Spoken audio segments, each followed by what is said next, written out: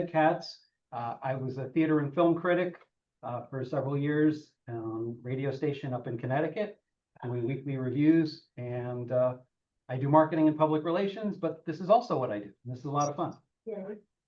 All right, so the movie tonight, Rear Window, Alfred Hitchcock's 1954 classic, and by sheer coincidence, today's New York Times has a full-page story on Alfred Hitchcock's films, and 5 of them focused on Rear Window being the first one they talk about, also The Birds, Vertigo, Psycho, and The Man Who Knew Too Much. So, big coincidence, but anyway. Right there. So, if you don't have the print, you can, I'm sure you can find it online. It's called 5 Steps to Unlocking Hitchcock, and they're focusing on those films because they've been hard to find over the years. They haven't been in wide circulation. So let's start by how we usually start. So who liked the film? Hands up. Okay. All right. Oh, okay. On Zoom, not everybody? Okay. Pretty okay. All right, everybody. All right. And yes. Okay. I saw the movie, you can believe it, back in Egypt before I left.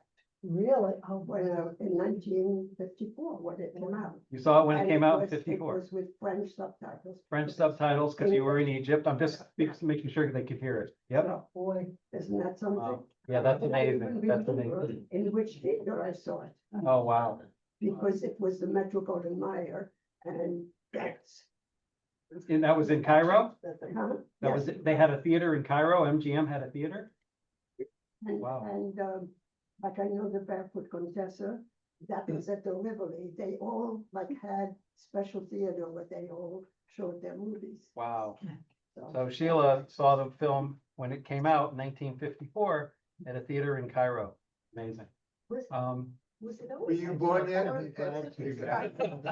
was in color, I believe, but they restored it. So that's why it had that look to it. There was a big restoration. I don't know how many years ago, 20 years ago, I think they restored it. So that's why it had that kind of popping color to it.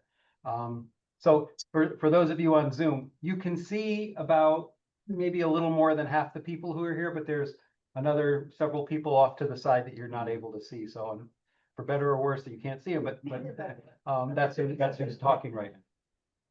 All right, so the film, so did anyone not like it or have mixed feelings about it? Wow. Okay. A little? Well, no, I remember it better than when I saw it now. My memories. In your memory, you liked it better than the more recent view? It's very dated. It's dated, okay. Oh, it's very silly for me at this point. Yeah, parts of it were a little silly. Being scared at all. Okay, right. Well, and actually, Gene Shalit had a comment on how suspense and horror has changed. I'm sorry, not Gene Shalit, Roger Ebert, on how suspense and horror has changed significantly. And he talks about that. I'll get to that in a little bit later. All right. The budget for the film was about $1 million, which these days is around 12 million.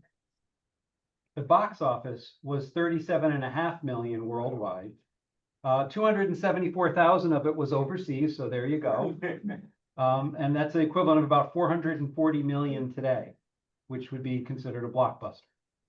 It had 4 Academy Award nominations. It did not win any. Best Director, Screenplay, Cinematography, and Sound Recording. But on American Film Institute's list of the 100 greatest American movies, granted the list came out in 1998, it was number 42. So that's still pretty darn good. In 2007, they ranked it again. It slipped a little, it's 48.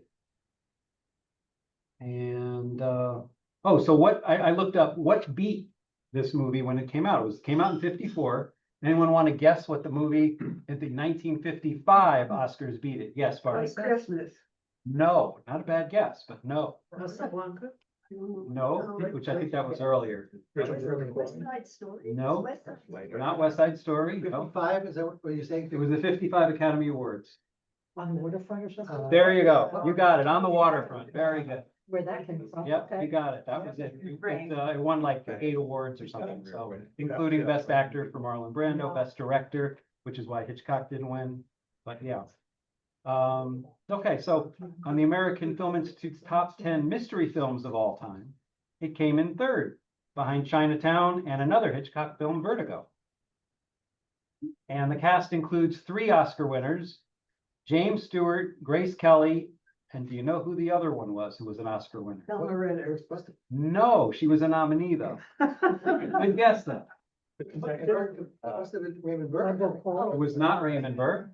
Wendell. It was not Wendell Corey, Corey. no. It was Gig Young. Oh, did Young? Yeah, small part, but yeah, he was I don't even remember. one of the apartment people. Oh, I didn't realize that. He was very upset about Perry Mason. Well, Being the man died. yes, yeah. 1 second, I want to double check. Which one was it? Hang on, I'm looking. Hang I on. don't even remember. Which Young was so one was handsome. Kick Young? I'm looking. What is the newlywed? Is he the? No, I don't think he was the newlywed. All right, somebody look it up for me, well, just to double check, because I want to make sure we get it right. I'm sorry, if someone could look it up. Yeah. Appreciate it. Okay. All right, but in the meantime, it was Gig Young. So Alfred Hitchcock, just a little background on him. He, obviously he's the master of suspense, one of the greatest directors of all time. How did he get that way? And if you see there's some themes when I talk to you about his background, you'll understand where these things in the movie came from, and several of his other movies. He was raised in a strict Catholic household in London, and themes of guilt, punishment, and moral ambiguity appear frequently in his films. He once said he was, quote, scared stiff of the police his whole life. He attributed that to his father sending him to the local jail as a child for minor misbehavior. The sense of ever-present judgment and psychological tension runs through the movie, where the main character is constantly watching and judging his neighbors, yet unsure about the moral implications. Now, his early experience began in the silent film era, so he learned about visual storytelling. Now, did you see the opening scene in the movie? There was no words other than what was on a radio, which the guy changed the station on. But you just see everything is set up so well with the opening sequence, the visuals, where you see, okay, he's got a broken leg. You see the camera, the broken camera that he still saved. You see the photos he took, so you know he's a photographer. You see the apartment building. You see the sweat dripping in the thermometer. So it sets the stage really, really well. Okay, so that was done really with no audio other than the radio that the guy in one of the apartments turned off. I have the answer for you. Yes. He voices Jeff's editor, Gunnison. Oh, he's on the phone. Though he is not physically seen on He screen. wasn't, so he was, That's okay. why we didn't So see he was him. the Oh, voice that's of the right. editor. Okay. Because he was so handsome, he stand out. Won the Academy Award for They Shoot Horses, don't they? Right. Not for this. No, not for this. There were 3 Oscar winners that appeared in the movie, but they didn't win. Nobody won for this. Yeah, it was nominated. Nobody won. Right. Okay, so thank you, Larry. Thank you. So he often explored voyeurism, the audience's gaze, and the protagonists. So here you've got a photographer who's peeping across the way, across the courtyard, at his neighbors. And here we are watching him do that. So that's the whole film. And it almost could have been a play, because it's pretty much all set in one room. It reminded me of a Broadway set. Right. We watched it together and we kept saying that. Yeah. Like a Broadway set. Yeah, it really did. Hitchcock wanted to do that to increase the sense of a couple things. A bit of claustrophobia and also helplessness, because we're in there with James Stewart, Jeff, not able to move, Right. and we see things happening. He can't do anything about it, and neither can we. Yeah. So that, and of course, the suspense and tension builds. All right, so right. So Hitchcock's own life reportedly included reclusive behavior and a tendency to observe others rather than engage directly. So that's kind of his reoccurring theme. His obsession with control and perfection. His need for total control is shown in Rear Window's elaborate set design.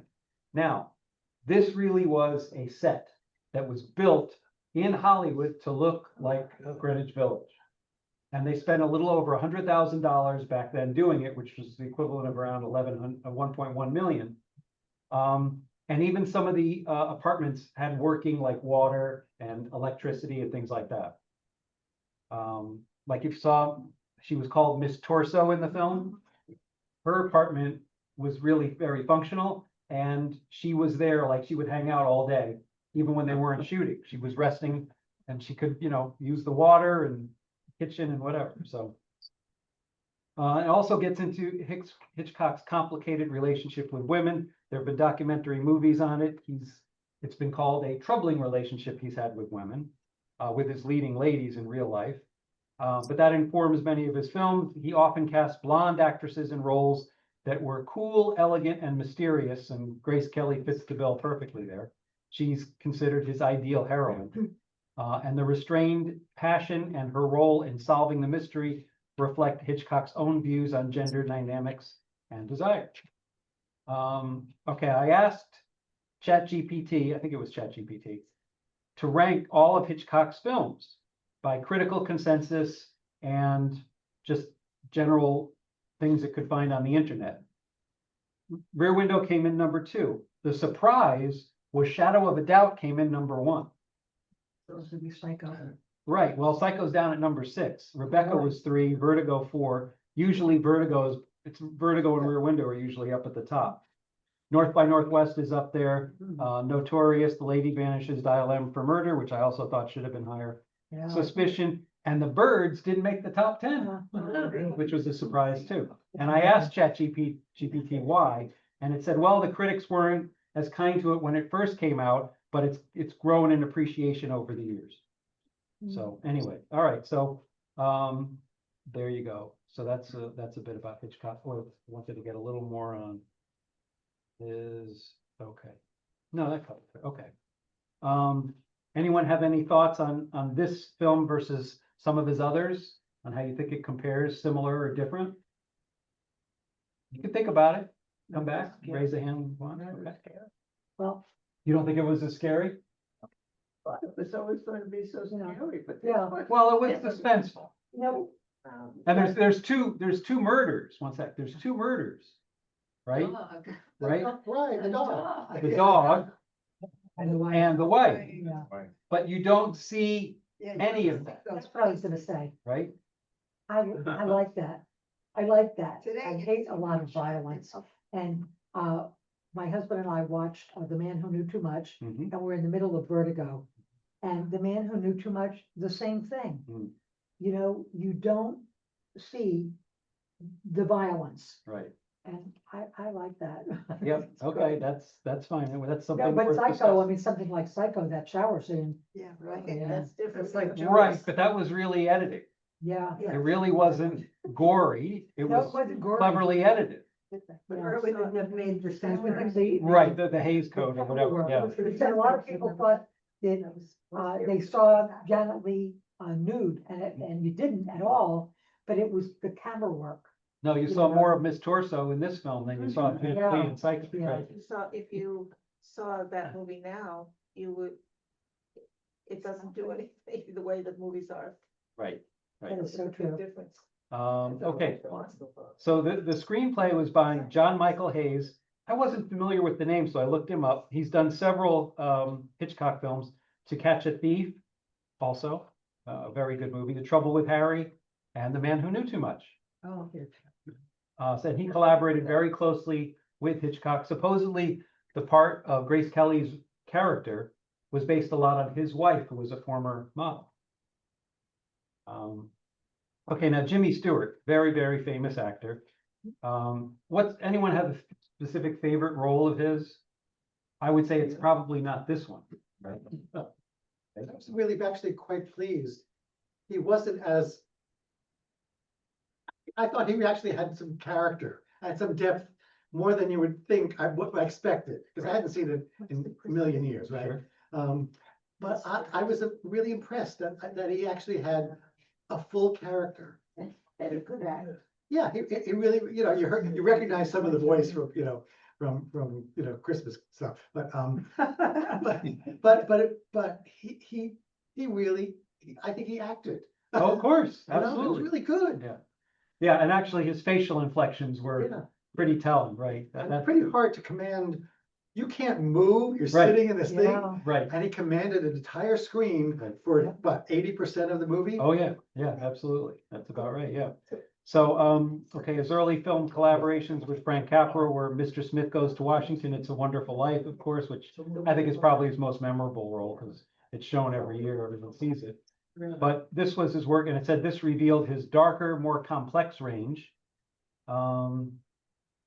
And, okay, he said out of the 4 movies he made with Hitchcock, which include this one, Vertigo, Rope, and The Man Who Knew Too Much, this was his favorite, his personal favorite. Now, Grace Kelly, she was working with Hitchcock on Dial M for Murder, To Catch a Thief, and this one. And this cemented her status as a 1950s screen icon. And of course, we know why she retired at the height of her career, because she married Prince Rainier of Monaco 2 years after this movie, and he wouldn't let her act anymore. Okay, Thelma Ritter. Do you remember Thelma Ritter, who was Stella? So what was her main contribution to this movie? Right, comedy. She added some humor to it. Levity, yeah. Right, but she was also the voice of reason, and she gave Jimmy Stewart's character a chance to sound off about his trepidations with marrying a perfect woman, right? A seemingly perfect woman. So that she served a big function there. And she also, one of the one critic I found who criticized the movie, he was not in favor of it, and there were 100 and something reviews. There was really only one negative review. And it wasn't totally negative because he praised Jimmy Stewart's acting, but he thought that she was only in for coarse humor. Yeah. Of course, at the time. Yeah. Right, it was considered coarse at the time, exactly, right. Because she was making jokes about a shotgun wedding and what, well, you know what happens, things like that, okay. So she had a long acclaimed career as a supporting actress in All About Eve, Pickup on South Street, Pillow Talk, often stealing scenes. All right, now Raymond Burr. Now this is kind of interesting, isn't it? So here you have the main star is in a wheelchair. Several years later, Raymond Burr stars in a TV series, Ironside, where he's in a wheelchair the whole time. I thought that was kind of fun, but here he's the one standing. And of course, Perry Mason. I have a question. Yes, Did he need to be in the wheelchair or was that just the characterization? Jimmy Stewart, No, when Raymond Burr. No, that was the character. Oh, I never knew if it was. Yeah, he was Perry Mason, he was walking around fine, so, yeah. And Hitchcock supposedly hired him to play Lars Thorwald because he could be easily made to look like his old producer, David O. Selznick, who Hitchcock felt interfered too much. Someone have something? All producers have a habit of doing that. Okay, so, all right, the other thing about Raymond Burr, which I did not know, was he was apparently a closeted gay, which, who knew? Okay, and he was also hired because he kind of looked menacing. He's a large figure, he was imposing, so. Now, Wendell Corey, I'd seen before, but couldn't remember where, but he played his war buddy who was the detective. And he almost always played a no-nonsense authority figure. So he plays Detective Tom Doyle here, the skeptical friend and former war buddy. His grounded, dismissive approach adds credibility to the mystery and reinforces the film's themes of ambiguity and moral uncertainty. He had a solid career in Hollywood in the 40s and 50s, and later turned to politics, serving on the Santa Monica City Council. Okay, So so a really negative reaction to his acting. I thought he was, to me, one of the least believable. I mean, if you're gonna take this on as believable in general, right? It's 1954. I was 6, so okay. It was a terrible role. It is a terrible. It was a hard role. Ugly, but he did a bad job. Yes, I don't think thank he you. would. I mean, How well. Okay, so Elizabeth didn't think he did a good job. Anyone else agree? It was a stereotype. Yes, I agree. That's exactly right. I think he was meant to play a stereotype. Yeah. I liked the other things that I saw. Okay, and I think he was also playing the skeptic, which made Jimmy Stewart have to make his case stronger Yeah, to somebody, right? Yeah. Because he won over, well, it took a little bit to get, Stella didn't take too long to convince because she was curious too. And she said at some point, we're all voyeurs, or she made some comment like that. But Grace Kelly's character also took a little longer to come on board, but then she did. So they needed somebody to stay a skeptic late in the film. But it's And that Grace was- Kelly, who cares? it was very brave. All right, okay, anyone have any thoughts or comments you want to interject yet at this point? Anyone? Okay, all right, I'll continue. So, the question is about voyeurism and the ethics of looking. Is Jeff spying harmless curiosity or a violation of privacy? Well, he questioned that too.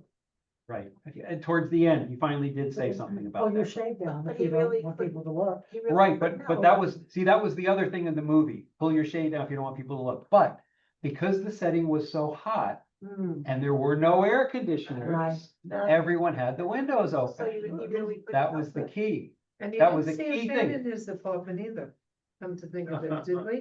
Was there a fan in his apartment? Yes, he did. He had one up high on a dresser. Beads of sweat while I was on the Right. But it wasn't as though he casually came across this. He was an active Oh, yeah, viewer. using Like, telephoto lens, which Yeah, in real life, the telephoto lens that strong, he'd have to have a tripod to be able to see, but But you know okay. what? He never took a picture.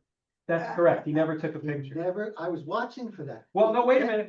He did have two slides of the flowers. He did the before and the after of the flower bed. That's right. We never But saw. those were the only, he didn't take pictures, correct, of the people. And He I didn't was take- noticing that, because I Poor thought Johnny. that was to be, this is really, this, you know, that was the whole thing. But I didn't, so I forgot about it. You're right, the flowers. Right, yeah, he took the flower bed to show the before and after of that. That's what he did. But that was, but no, you're right, no people. Yellow flowers on the shore. Right. So you can see the So flower. what did they say, what did all the reviewers say about this, the actual, this whole concept of voyeurism and stuff? Yeah, it's complicated, but, let me get to that because I got it right here. Okay. So, Vincent Canby, who was one of my favorite critics, saw the movie when it was restored. He said, this is in October of 1983, he wrote this. Everything about it is a joy, even the new print, the color quality. What is responsible for the film's immense appeal? If you didn't know, Vincent Canby was the New York Times critic for many, many years. In a very general way, it effortlessly demonstrates all that we now understand to be the splendor of the Hitchcockian cinema of the absurdly logical, which is what he called it. Rear Window enchants us immediately and need not be analyzed to death to achieve its place in the pantheon. In Hitchcock, Francois Truffaut's series of interviews with the director, published in 1967, Hitchcock says of Rear Window that he was feeling very creative at the time. The batteries were well charged. I'm going to interrupt for a second to point out. Did everyone notice the Hitchcock cameo in the movie? Oh, yeah. Yes. Yeah. Anyone not see him? I didn't. Okay, several people. All right. Pretty much early, well, actually before the party, pretty early in the film, about a third of the way through, there's a scene of the piano player on the upper left across the way. And there's somebody winding a clock back. That's what- That was Hitchcock. And he kind of almost smiles at the camera. He turns around and looks while he's winding the clock back. But he looked kind of thin because he was feeling healthy. He was like in the best shape of his life. So, But it was a full frontal. no, you're right. It wasn't a complete full frontal, but you see it, you know it's totally him. Absolutely. So, okay, now back to Vincent Canby. He was also at the beginning of a terrifically fruitful collaboration with writer John Michael Hayes. And the story was based on, this was based on a story by Cornell Woolrich, which, by the way, kind of interesting fact about that story. If you read the short story, which I did not, but I read a summation of it, you don't learn that the Jimmy Stewart character has a broken leg until the last section of the story. Yeah, that's interesting. They That's kind of keep that, That's an integral part of it, though. right. And I think for filming it, they kind of had to do it this way, but I thought that was kind of interesting that was the original story. Okay, so, hey, all right, that's the point here. Okay. As Rear Window begins in a sequence that is a model of condensed exposition, Jimmy Stewart lies back in sweaty sleep in a wheelchair, his left leg propped up, enclosed in a plaster cast. The wheelchair is by the open window in his 10th Street studio in Greenwich Village. It's not yet 8 a.m., but the temperature is already in the 90s. Across the court, a couple sleeping on the fire escape stirs. We watch other anonymous, heat-exhausted city dwellers come to sluggish life. Did you see across the way the couple that slept on the mattress? Okay. Anyone remember? When it raining. Right, when it rained, and they had they struggled over pulling the mattress. Yeah. This is a great reason why they struggled pulling the mattress. And they did it in one take, because every actor on the apartment across the way had an earpiece, and they were listening to Hitchcock. And he told the woman to pull the mattress one way, and he told the man to pull it the other. So they were both surprised when they're pulling it and the other one's going the other way. So Because they were told, we gotta pull it this way. So, and he loved this real struggle they And had, he fell in. and then he fell in. So the guy who fell in, you know who he was? He played Sam Drucker in, I don't know if it was Petticoat Junction or Oh. Andy Griffith Show, whatever. In some mid-60s TV show, he played a friendly neighbor, Sam Drucker, and he was in a bunch of it. May have even been Dennis the Menace, I don't know. But he played the neighborhood guy and got a regular. I thought one of them was gonna fall over. Right, I know, well, he fell in, but yeah. All right, so, okay, right. All right, so Jeff, we quickly learn, is a top-notch news photographer who broke his leg covering an auto race for a Life-like magazine, meaning like the magazine Life. He has one more week in the cast. He's impatient with everybody, including his boss, who remains an off-screen presence. Dave Young, thank you. His nurse, Miss Thelma Ritter, and his bright, sharp-tongued, loving friend, Lisa Fremont, Grace Kelly. Lisa wants to get married, but Jeff cannot believe anyone who travels in the pre-jet set that Lisa does, and who apparently spends as much time as she does on clothes, could last long in the sort of grubby, dangerous places to which his assignments take him. The suspense is provided by Jeff's growing suspicion that the jewelry salesman who lives across the way has murdered and dismembered his wife. The film's comedy is provided by Lisa showing that when the chips are down, she's as capable of breaking and entering a possible murderer's apartment, scaling a wall to do so, as she is of wearing couture gowns. Jeff's delight in Lisa, watching her do that, matches our delight in Grace Kelly.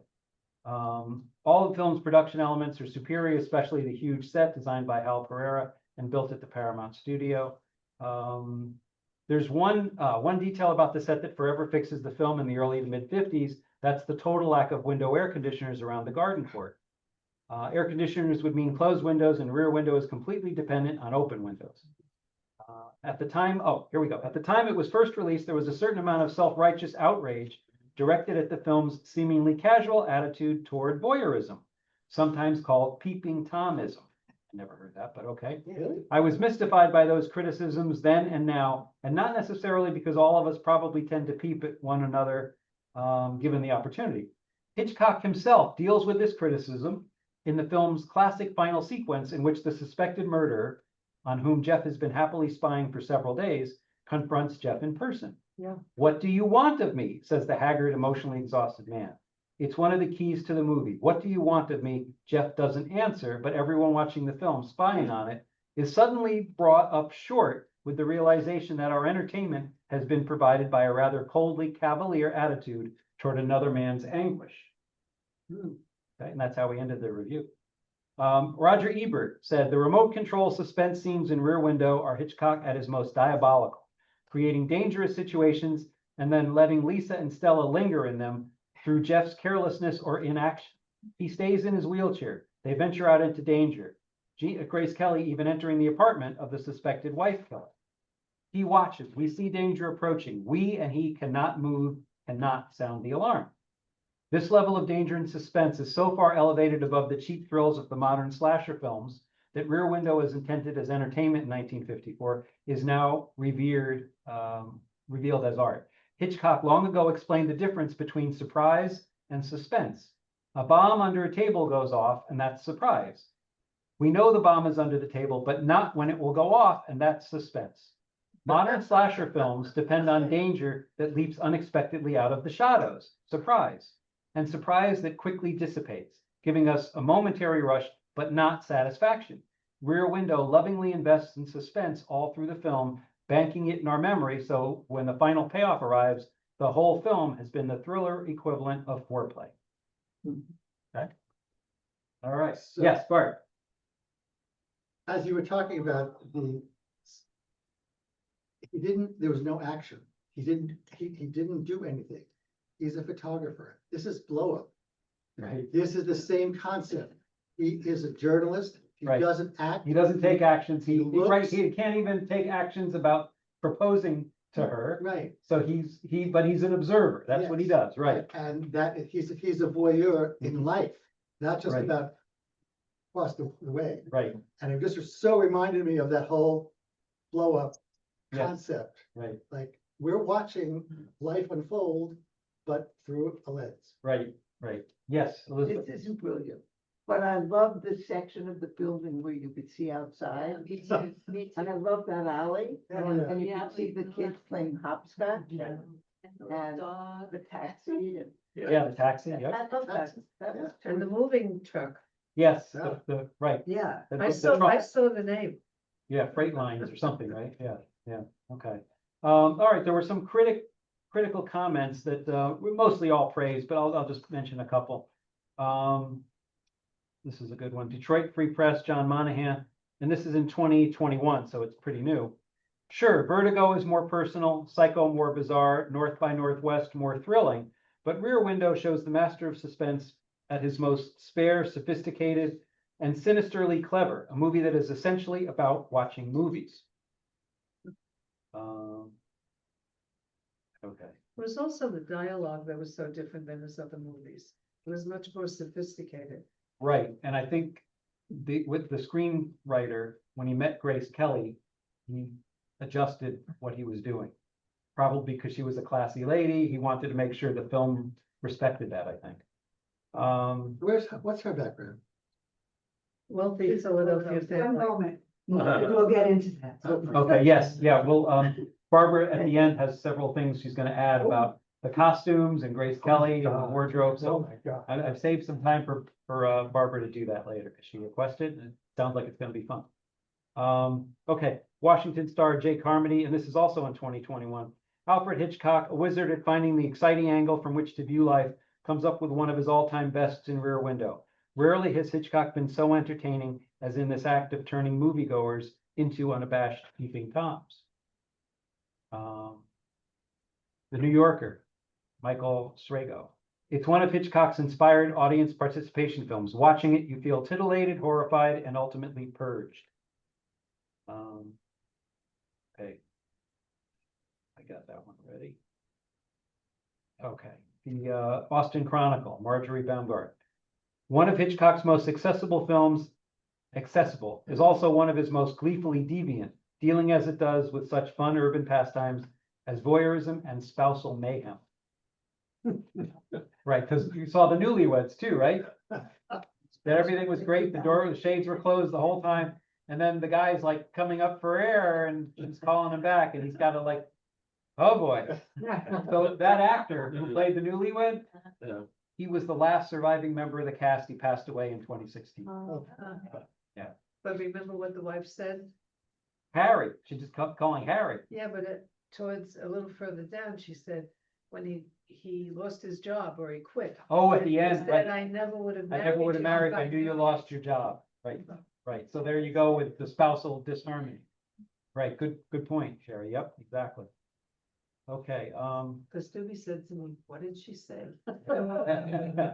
all right, so the negative review I found, I'll read you a section of it, from Sight and Sound magazine, and this is someone named Derwent May, in 1954, when the film was new. Hitchcock seems as much interested in the technical problem he has set himself. The audience sees across the yard only what Jeffries can see, as in the story, but long-range spying on the neighbors can become monotonous, and the edge is taken off the central situation. The thriller, too, leans back for long stretches on a rather half-hearted plot of love and character. Jeffries doubting until this happens whether his society girlfriend is adaptable enough to enjoy being married to him. James Stewart's performance, in fact, scores again and again, often under difficult circumstances. That mannered stutter, those dry observations that he almost always fails to get out. A scene that typifies the whole film is a conversation with Thelma Ritter, in which he places her roundly delivered commonplaces most beautifully. She made some line and he said, oh, she goes, well, I always say, and he goes, yeah, Reader's Digest, 1940s, whatever. Right. But in which she goes on pouring them out for long afterwards because they have a crude humor that must apparently also be exploited. So that was the one negative review. All right, so I got some fun trivia stuff that I wanted to get into. So the woman named Miss Torso was Georgine Darcy, and she gave an interview. And she was the one who talked about the struggles on the fire escape and the mattress, and that each one was unaware they received conflicting directions. But Hitchcock was so pleased with the result, he didn't order a second take. Now, Jimmy Stewart said, by most accounts, everyone was crazy about Grace Kelly. Everyone just sat around, waited for her to come in the morning so we could just look at her. She was kind to everybody, so considerate, just great, and so beautiful. He also praised her instinctive acting ability and her, quote, complete understanding of the way motion picture acting is carried out. Back to Miss Torso, Georgine Darcy. Hitchcock gave her free range to choreograph her own dance moves for her character. She was able to dance on her own volition during filming. Hitchcock's only restriction was that he forbade her to take professional dance lessons, as he wanted her to maintain the imprecision of an amateur dancer. During the month-long shoot, she, quote, lived in the apartment, unquote, all day, relaxing between takes as if really at home. All right, so now the entire movie was shot on the one set, which required months of planning and construction. It was 98 feet wide, 185 feet long, and 40 feet high. Consisted of 31 apartments, 12 of which were completely furnished.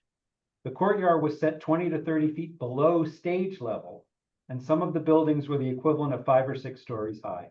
All the apartments in Thorwald's building had electricity and running water and could be lived in. The movie was shot right after Dial M for Murder. Mentioned that already. While shooting, Hitchcock worked only in Jeff's apartment. The actors and actresses in other apartments wore flesh-colored earpieces so he could radio the directions to them. All of the sound in this movie is diegetic, meaning that all the music, speech, and other sounds all come from within the world of the movie, with the exception of non-diegetic orchestral movie heard in the first 3 shots. That's it. 1,000 arc lights were used to simulate sunlight. Can you imagine how hot it really was on the set because of that? That's why they were sweating. Thanks to extensive pre-lighting of the set, the crew could make the changeover from day to night in under 45 minutes. By the time the movie went before the cameras, Hitchcock had dropped more than 150 pounds and was perhaps the happiest stage of his life and career. According to Thelma Ritter, Hitchcock never told actors or actresses if he liked what they did in a scene, but if he didn't like it, quote, he looked like he was going to throw up. Now, interesting. He always looked like that. Grace Kelly, right. Grace Kelly was offered this film, and On the Waterfront at the same time. She chose Rear Window because she thought the role of Lisa, who worked in the world of fashion, as she once did, suited her better. Okay.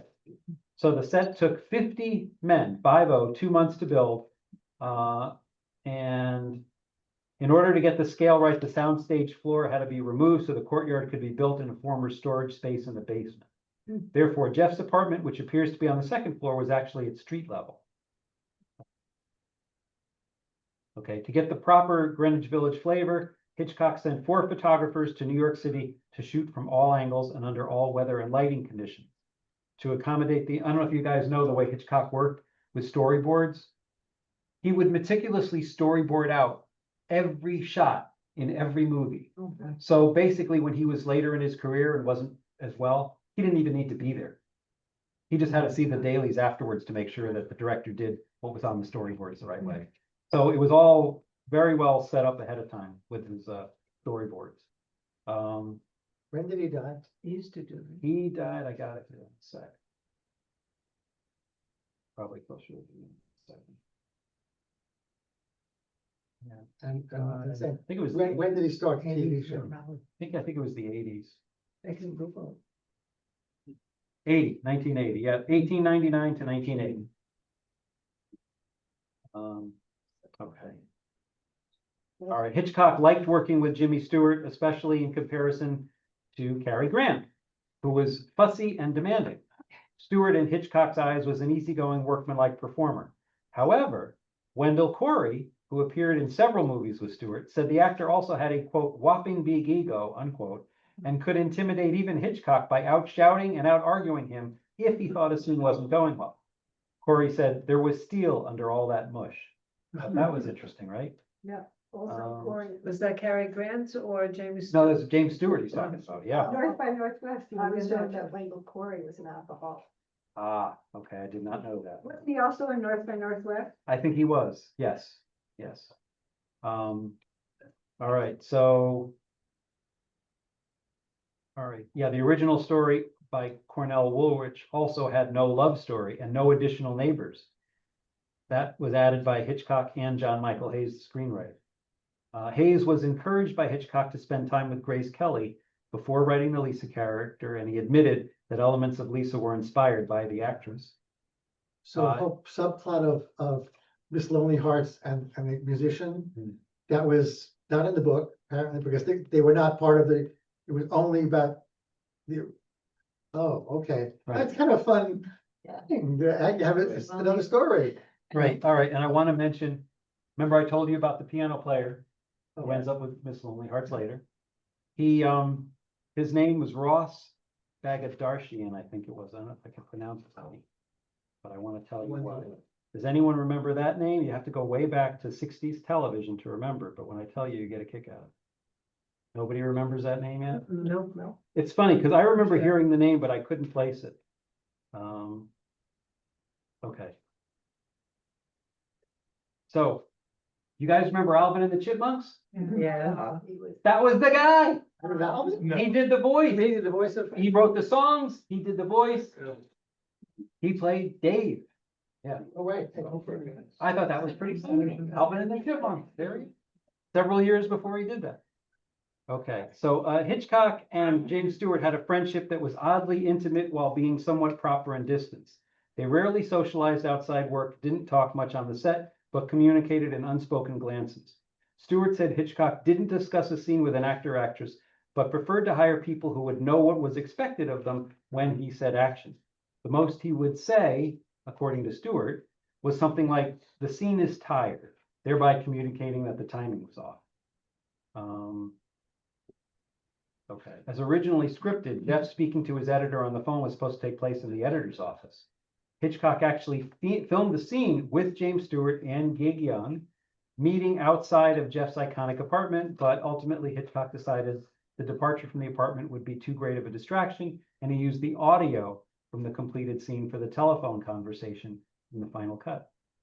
And the love affair between war photographer Robert Capa and Ingrid Bergman is believed to be Hitchcock's inspiration for the romantic part of the movie. Interesting. So here was the difference in the age between Jimmy Stewart, someone noted he had gray hair here. Well, he was 46. Grace Kelly was 25. Okay. She was To that. Oh, Grace Kelly was known to be a non-smoker, but there's a scene where you see she lights up a cigarette. In the film, after she kisses him, Jimmy Stewart, and he's talking about what happened across the courtyard, and then asks her, "What do you think?" She replies, "Something too frightful to utter," and she lights a cigarette, holds it, and then puts it out a moment later without smoking it. She did. Okay.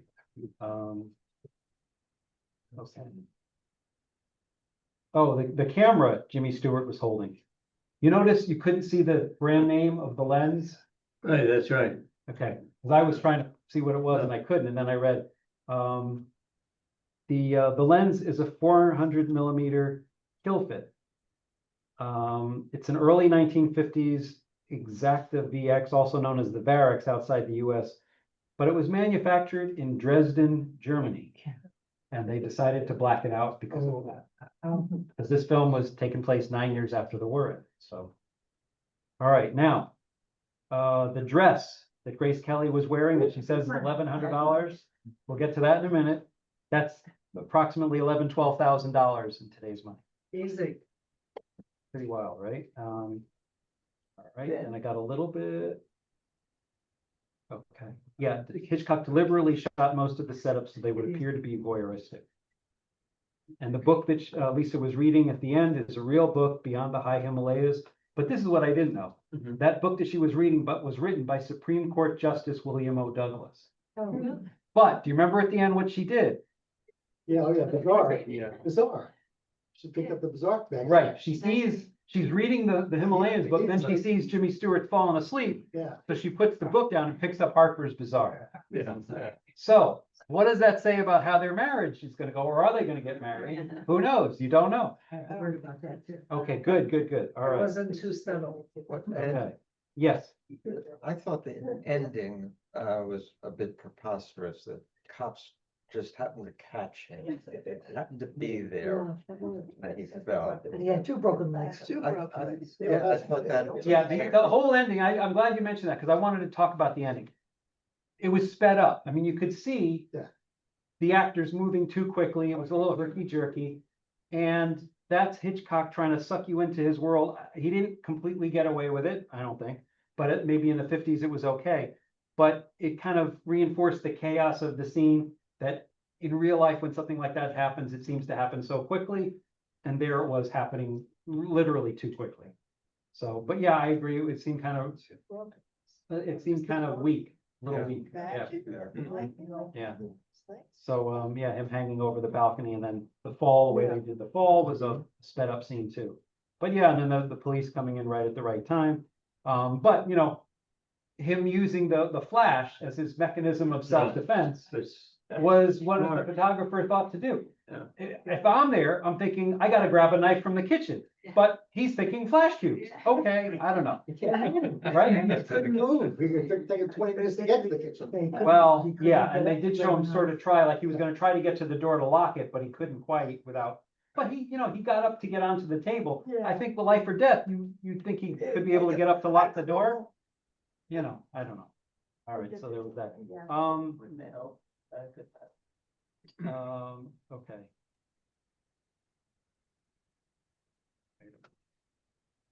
No, I don't wanna go there. Okay. Oh, okay. So Raymond Burr, again, was known to be a discreet homosexual. He did wear a pinky ring on his left hand to show his support for that community. Evidence of that is seen in his well-known TV series Perry Mason, but in Rear Window, he was not wearing that.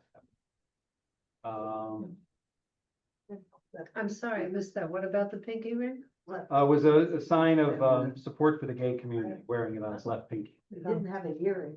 He didn't have an earring, which later became But that. a lot of men wore a pinky ring. Right, but I guess if you wear it on the Diamond- left side, maybe that was the thing, like. If you were in the with your- mafia, it would be on the other side. Yeah, if you're on the mafia, you wear it on the right hand. What if you dyslexic? The majority of the automobiles seen from the apartment were from the Nash Motor Company. The first car is a 1954 Nash Ambassador, but the majority of subsequent vehicles were the 1955 model Ramblers, which is interesting because it was 1954, but. Well, in Vertigo, I noticed it was a DeSoto. Yeah. I don't even remember that. I don't remember that car. I do. But I remember It had big I fenders thing on the remember back. the name, but it wasn't like a popular car like, you know, Chevy, Buick, Pontiac. The Nash Rambler was famous because the seats went down. Oh, I see. It Okay. became a bed. You would. I was 6 years old. Kim Novak was driving along. No, the No, Nash the Rambler, Nash. the Nash Rambler. Okay, Like some late 50s. couple quick quotes from Hitchcock, and then I'll let Barbara do her thing. In an interview with Peter Bogdanovich, Hitchcock claimed he felt a bit of sympathy with all the antagonists in his movies. He said that he felt particularly sympathetic toward Thorwald, who was minding his own, albeit murderous, business before Jeff interfered. Hitchcock went on to say he hoped the audience would share his sympathy during the confrontation between Thorwald and Jeff, when Thorwald asked him what he wanted and why he was doing this, while Jeff remained silent. Hitchcock concluded by saying, during that moment, it makes one think, you know, he's really kind of a bastard. And he was thinking of Jimmy Stewart. Oh, Now, the movie was inspired in part by two real-life murder cases. One was in 1924, Patrick Mahon. He murdered his pregnant mistress, and dismembered her body. Oh. In the interview with Bogdanovich, Hitchcock claimed that he threw the body parts out of a train window piece by piece and burned the head in his fireplace. Another modern source, however, states he quartered the body and stored it in a large trunk, then removed internal organs, putting some in biscuit tins and a hat box and boiling others on the stove. You saw the hat box roll. You remember the part with the hat box? That's why he killed the dog. He had dug the hat box and buried it, but the dog kept going over there. So he ended up taking it out, which is why when the ladies went to find it, it wasn't there because he had removed it because the dog got too curious. Okay. Now the other case was in 1910, Dr. Hawley Harvey Crippen. That served as an inspiration too. He was an American living in London, poisoned his wife, cut up her body, told police she moved to LA. He was eventually caught after his secretary, with whom he was having an affair, was seen wearing her jewelry, and a family friend searched unsuccessfully for Mrs. Crippen in California. After Scotland Yard became involved, he and his mistress fled England under false names and were apprehended on an ocean liner. Police found parts of her body in her cellar. Oh, I thought on the ship. All right, now the camera, now going to Joel's point, the camera work on Jeffrey's fall from the window is something of an Alfred Hitchcock trademark. It was also used on a grander scale in Saboteur in 1942, which I don't know if I saw that one, and North by Northwest. Okay. Jeffries observes from, every character observed by Jeffries from his window has something to do with marriage and relationships. This is according to the interview with Truffaut. Mirroring Jeffries' conflicting desires about his own relationship with Lisa, from the young and beautiful Miss Torso dealing with the different suitors to Miss Lonely Hearts, from the initially happily newlyweds to famously Lars Thorwald killing his own wife. Okay. Now we'll come to that. And there we go. So, all right, Barbara, go right ahead. All righty. Okay, what I'm going to be talking to you a little bit about is the wardrobe and the identification. Okay, hold it up. What picture is up for the camera too, please? This way? Okay. It's up top in the middle. This is, well, I'm gonna work this way because everybody here. This is a book that I want anybody who'd like to take a look. We'll show them the cover. Okay, There you go. Grace Kelly, Hollywood Dream Girl. I had the privilege of seeing all of the costumes firsthand at Hillwood in Washington, D.C. And everything that you're going to be seeing in the film, I can show you all of these, were collaborated. Edith had famous, Costumes. of course, the most famous. She may be the person who won the most Oscars, right? Yes, I'll show you more pictures when we get to the right ones. Collaborated with Hitchcock on how they wanted her to look in every single scene. So the wardrobe that we're talking about in this film is a character. When you first see her in this outfit, she says, right from Paris. Right. So you know immediately she's got money. You know immediately that she's got style and taste and that she is an upper class girl and she has that Bryn Mawr accent. And she tells you how much the dress was. Right, 1,100. And she orders room, delivery from 21, lobster dinner and whatever. Get there. Okay, the silhouette of the 50s was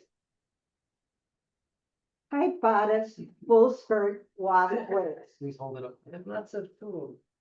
Okay, A little higher. that was party dress. That was party dresses, cocktail dresses, and house dresses. Ladies around the house had dresses that went like that, Like Donna Reed. like Leave It to Beaver. Or Yeah. whatever. Already young. However, Donna Reed, Father Knows Best. the businesswoman in the green suit has a narrow silhouette, and she was a fashion professional. So she had to look it, act it, and she completely, Higher. There you go. Perfect. this was the Kelly Green outfit. Okay, then we move along, and we know that she's a professional, but she's always very, very classy and uptown. Okay, on the green outfit, Yes, um. There's the pale green suit that Grace Kelly wears when she and James Stewart are discussing Mrs. Professional. Thorwald's person jewelry is strikingly similar to the Nile green suit worn by Tippi Hedren throughout The Birds. yes, Oh. exactly. Which It's the same Edith had style. also designed. Then we go to the downside, that she's not exactly the uptown girl because she has the negligee. And back in the day, back in 1954, you didn't advertise that you were an uptown girl spending the night at somebody's house. There's even the cutaway scene I want with to put it up to the camera. with Wendell Corey when the policeman looks at the negligee. And that's giving you the clue, oh my God, she's not as uptown as she says. Okay, but then we realize that she keeps talking to James Stewart about wanting to get married. And he keeps saying, how can you do that? You can't possibly do that in high heels and chasing around. But then, of course, the famous scene where she's in a dress and heels and climbs up the That was fire great. escape. So she's hauling ass in high heels, Right, it was. and the dress was fabulous.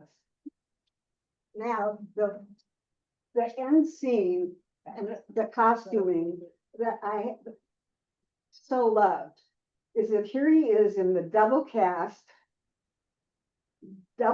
he can't move, and she's still got him by the nose. She's got him right where she wants him. She's got him right where she wants him, but what is she? She's not in a dress. She's in jeans and a shirt. So who's wearing the pants? I'll show that one too. Perfect.